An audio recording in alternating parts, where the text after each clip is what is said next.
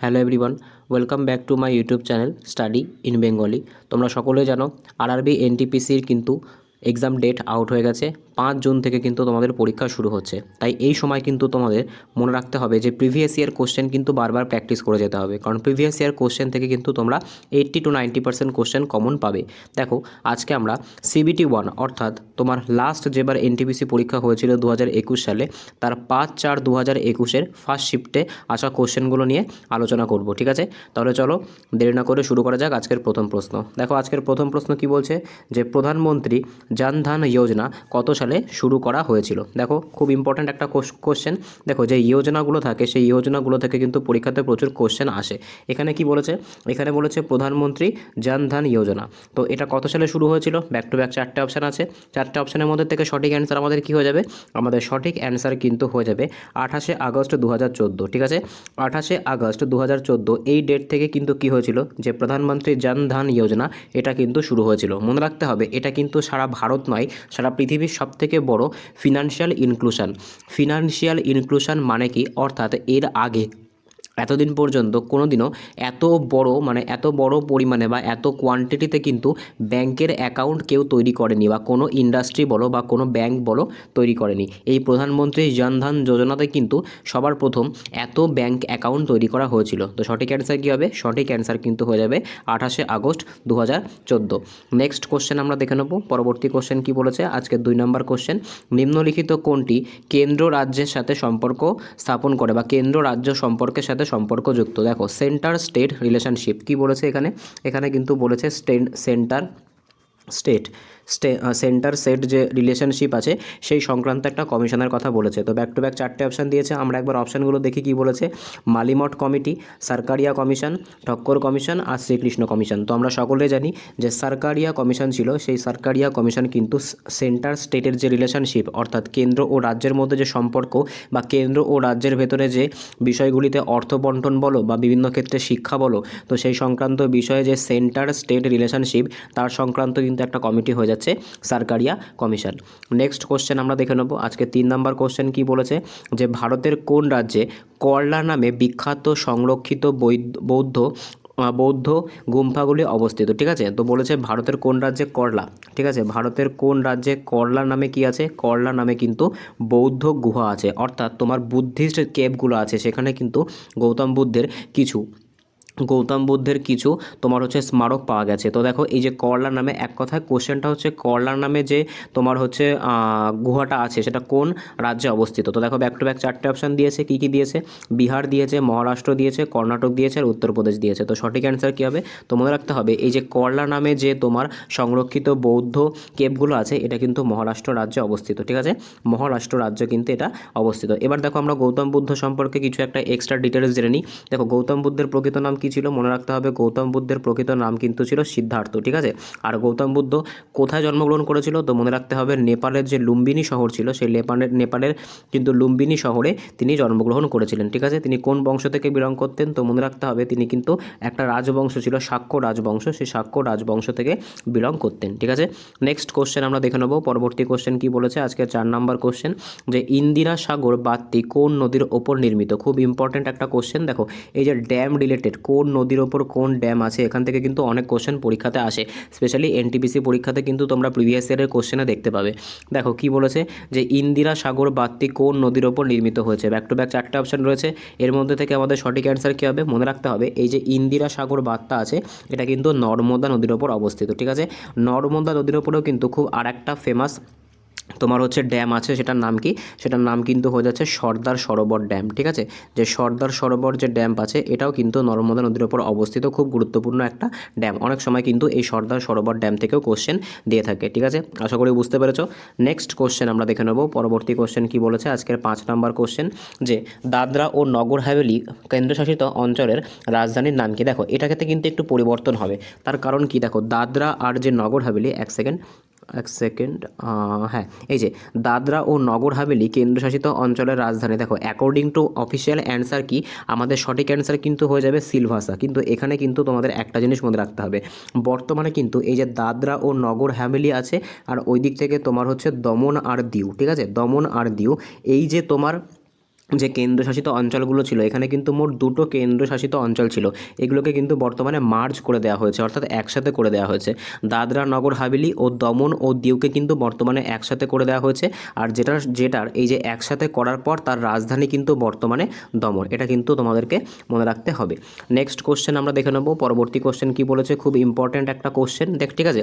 দেখো এই যে ন্যাশনাল পার্ক অর্থাৎ জাতীয় উদ্যান, জাতীয় উদ্যান থেকে কিন্তু রেলে প্রচুর কোশ্চেন আসবে, এমন এমন ন্যাশনাল পার্ক কিন্তু তোমাকে জিজ্ঞাসা করবে যেগুলো কিন্তু এর আগে তোমরা কখনো নাম শোনোনি, অর্থাৎ যেগুলো খুব কমন, যেরকম তোমরা মনে করো কাজিরাঙ্গা ন্যাশনাল পার্ক, তারপরে তোমার হচ্ছে ভিতরকণিকা ন্যাশনাল পার্ক, এইগুলোর থেকে কিন্তু বেশি আসার সম্ভাবনা কম, ঠিক আছে। তো মনে রাখতে হবে কোনগুলোর থেকে আসতে পারে, যেগুলো কিন্তু একটু কম তোমার হচ্ছে পরিচিত। যেরকম দেখো এই কোশ্চেনটাতে কি বলেছে যে মুরলেন জাতীয় উদ্যান কোন রাজ্যে অবস্থিত, ঠিক আছে। অনেকেই কিন্তু এই মুরলেন জাতীয় উদ্যান সম্পর্কে জানো না। দেখো এই যে মুরলেন জাতীয় উদ্যানটা আছে, এটা কোন রাজ্যে অবস্থিত, তো মনে রাখতে হবে এটা কিন্তু মিজোরাম রাজ্যে অবস্থিত। ঠিক এই রকম টাইপের যে ন্যাশনাল পার্কগুলো আছে, যেগুলো কিন্তু একটু কম ফেমাস বা যেগুলো কিন্তু লাইমলাইটে খুব একটা আসে না, সেখান থেকে কিন্তু এক্সামিনার কোশ্চেন করে থাকে, ঠিক আছে। টিসিএস এর কিন্তু সবসময় সেইগুলোই ফেভারিট হয়ে থাকে। আর তোমরা কিন্তু জানো যে টিসিএস এর পরীক্ষায় কিন্তু প্রচুর কোশ্চেন রিপিট হয়, ঠিক আছে। আর এই কোশ্চেন রিপিট কিন্তু সব থেকে বড় ফ্যাক্টর পরীক্ষাতে চাকরি পেতে গেলে, ঠিক আছে।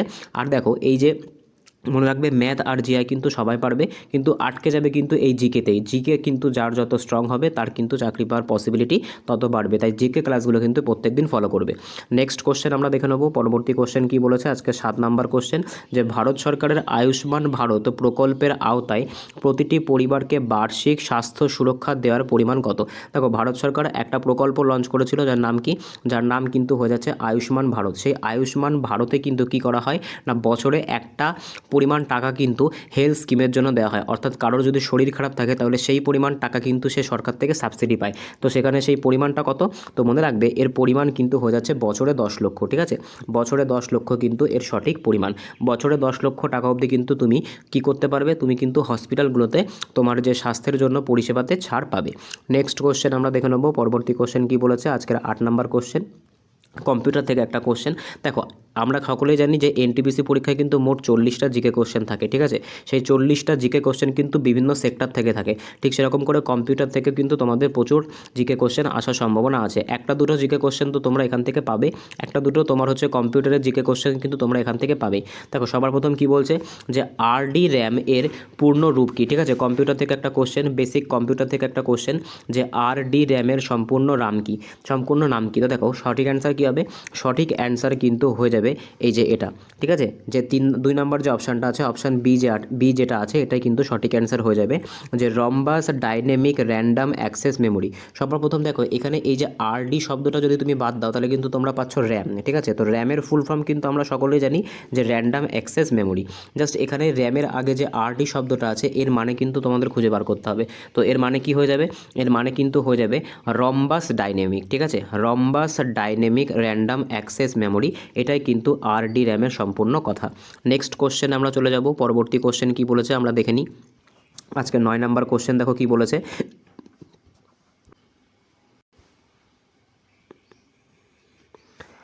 দেখো কি বলেছে আজকে 10 নম্বর কোশ্চেন, যে ভারতের পার্বত্য অঞ্চলগুলিতে কোন ধরনের বৃক্ষ দেখতে পাওয়া যায়, ঠিক আছে। এক কথায় পার্বত্য অঞ্চলগুলিতে অর্থাৎ মাউন্টেন রিজিয়নে, ভারতের যে মাউন্টেন রিজিয়ন থাকে সেই মাউন্টেন রিজিয়নে কোন ধরনের গাছ দেখতে পাওয়া যায়। তো দেখো ব্যাক টু ব্যাক 4টে অপশান দিয়েছে। দেখো সবার প্রথম মনে রাখতে হবে মাউন্টেন রিজিয়নে কিন্তু স্বাভাবিকভাবে সরলবর্গীয় যে উদ্ভিদগুলো হয়ে থাকে, সরলবর্গীয় যে উদ্ভিদগুলো হয়ে থাকে সেগুলো কিন্তু মাউন্টেন রিজিয়নে দেখতে পাওয়া যায়, ঠিক আছে। এবার তোমাকে সরলবর্গীয় গাছের নাম দিয়েছে, তোমাকে কিন্তু সেখান থেকে বাছাই করতে হবে। তো দেখো কি বলেছে, বলেছে কি অ্যাশ বলেছে, ম্যাপেল বলেছে, চির বলেছে, আর ক্যাকটাস বলেছে। দেখো সবার প্রথম তুমি চাইলে অপশান এলিমিনেশনের মাধ্যমেও করতে পারো, কারণ ডি নাম্বার যে অপশান এটা কিন্তু বাদ যাবে। তার কারণ ক্যাকটাস কি, ক্যাকটাস কিন্তু একটা জেরোফাইট, অর্থাৎ যেখানে কিন্তু খুব গরম থাকে, অর্থাৎ মরুভূমিতে, ঠিক আছে। মরুভূমিতে কিন্তু এই ক্যাকটাস জাতীয় গাছ দেখতে পাওয়া যায়। আমাদের এই কোশ্চেনের সঠিক অ্যান্সার কী হয়ে যাবে, আমাদের এই কোশ্চেনের সঠিক অ্যান্সার কিন্তু হয়ে যাবে চির, ঠিক আছে। চির কিন্তু এমন একটা বৃক্ষ যেটা কিন্তু ভারতের যে মাউন্টেন রিজিয়ন আছে সেই মাউন্টেন রিজিয়নের একটা সরলবর্গীয় বৃক্ষ। নেক্সট কোশ্চেন আমরা দেখে নেব, পরবর্তী কোশ্চেন কি বলেছে আজকের 11 নম্বর কোশ্চেন। দেখো 11 নম্বর কোশ্চেনটা কি বলেছে, খুব ইম্পর্ট্যান্ট একটা কোশ্চেন, যে পাটাকা কোন দেশের মুদ্রা, ঠিক আছে। শুনতে একটু হাস্যকর মনে হলেও এটাই কিন্তু তোমার হচ্ছে কোশ্চেন, যে পাটাকা, ঠিক আছে। পাটাকা কোন দেশের তোমার হচ্ছে একটা কয়েন। তো দেখো ব্যাক টু ব্যাক চারটে অপশান দিয়েছে, তো চারটে অপশানের মধ্যে সঠিক অ্যান্সার কী হবে? তো মনে রাখবে পাটাকা কিন্তু হয়ে যাচ্ছে যে ম্যাকাও দেশ আছে, ঠিক আছে, যে ম্যাকাও দেশ আছে সেই ম্যাকাও দেশের যে মুদ্রা তার নাম কিন্তু হয়ে যাচ্ছে পাটাকা, ঠিক আছে, পাটাকা কিন্তু হয়ে যাচ্ছে ম্যাকাও দেশের মুদ্রার নাম। তাহলে বুঝতে পারছো কোশ্চেন কতটা স্ট্যান্ডার্ড। এই টপিক থেকেও কিন্তু কোশ্চেন আসে যে কোন দেশের কোন মুদ্রা, এমনকি কোন দেশের কোন রাজধানী। কিছু কিছু আফ্রিকান কান্ট্রি আছে যেগুলোর নাম কিন্তু আমাদের এখনও পর্যন্ত অজানা, আর তাদের রাজধানীগুলো কিন্তু খুব ইম্পর্টেন্ট বা একটু খটোমটো, সেখান থেকেও কিন্তু কোশ্চেন আসে। নেক্সট কোশ্চেন আমরা দেখে নেব, পরবর্তী কোশ্চেন কি বলেছে আজকের 12 নম্বর কোশ্চেন, যে কোন দুটি স্থান জাতীয় জলপথ 2 দ্বারা সংযুক্ত, অর্থাৎ ন্যাশনাল ওয়াটারওয়ে, ঠিক আছে, ন্যাশনাল ওয়াটারওয়ে 2 কোন দুটো জায়গাকে কানেক্ট করছে।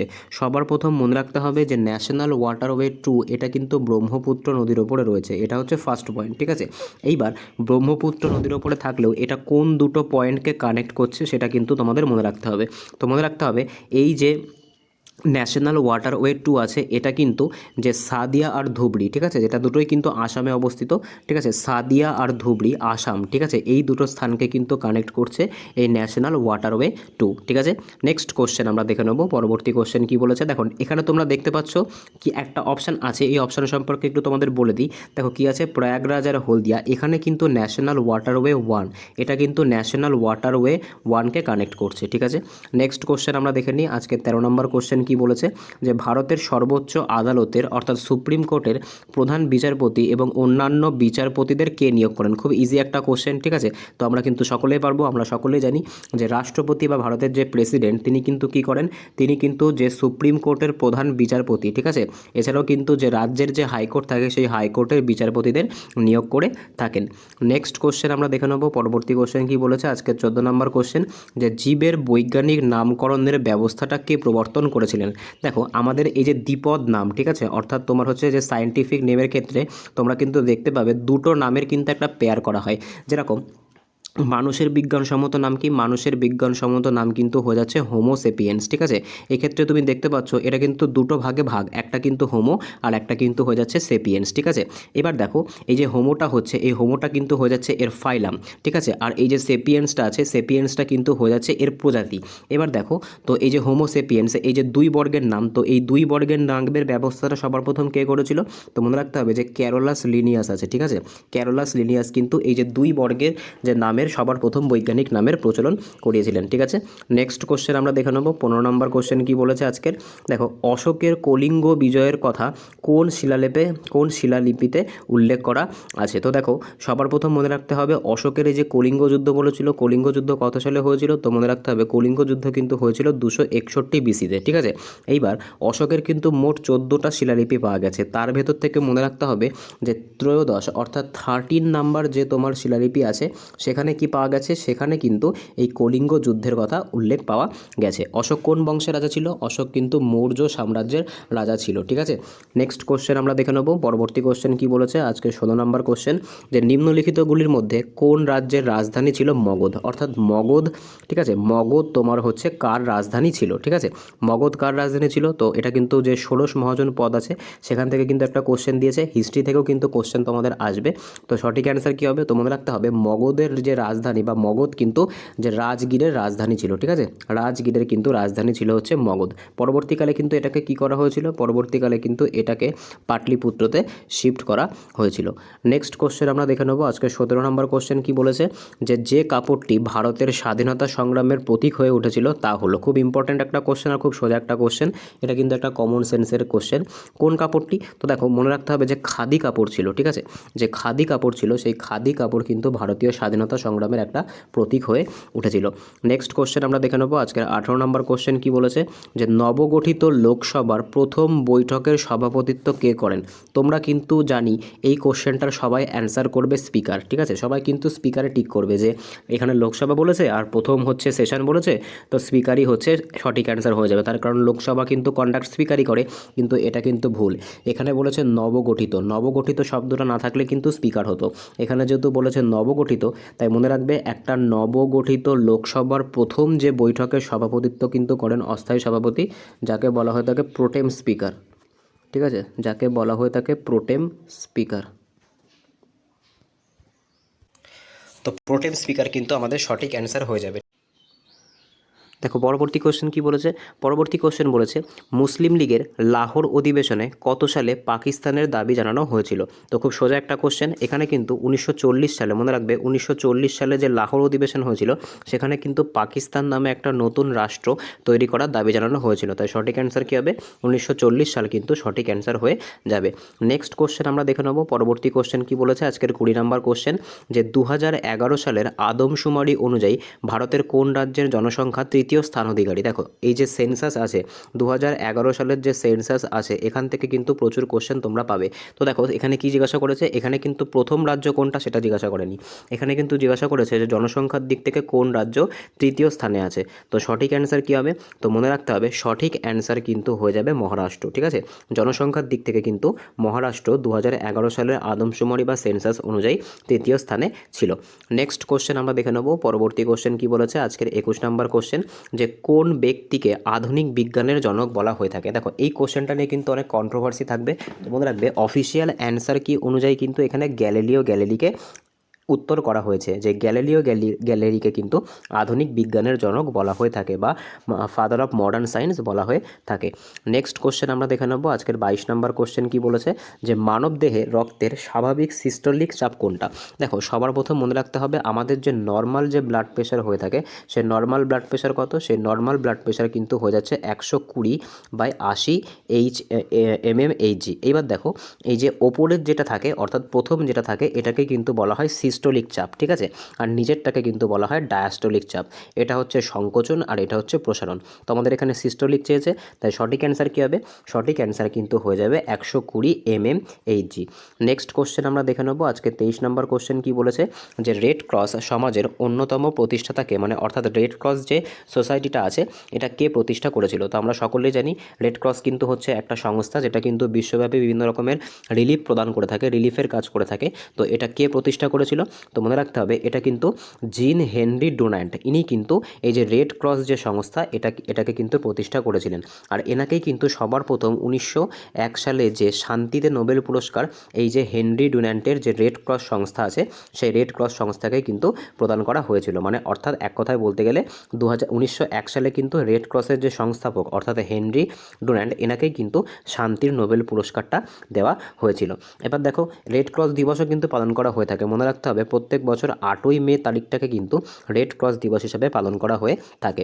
নেক্সট কোশ্চেন আমরা দেখে নেব, আজকের 24 নম্বর কোশ্চেন কি বলেছে, যে ডসের সম্পূর্ণ নাম কি। দেখো ডস আবার কিন্তু কম্পিউটার থেকে একটা কোশ্চেন দিয়েছে, তো মনে রাখতে হবে এই যে ডস আছে এই ডসকের সম্পূর্ণ নাম কি, তো মনে রাখতে হবে ডসের সম্পূর্ণ নাম কিন্তু হয়ে যাচ্ছে ডিস্ক অপারেটিং সিস্টেম। কম্পিউটার থেকে কিন্তু একটা কোশ্চেন ছিল।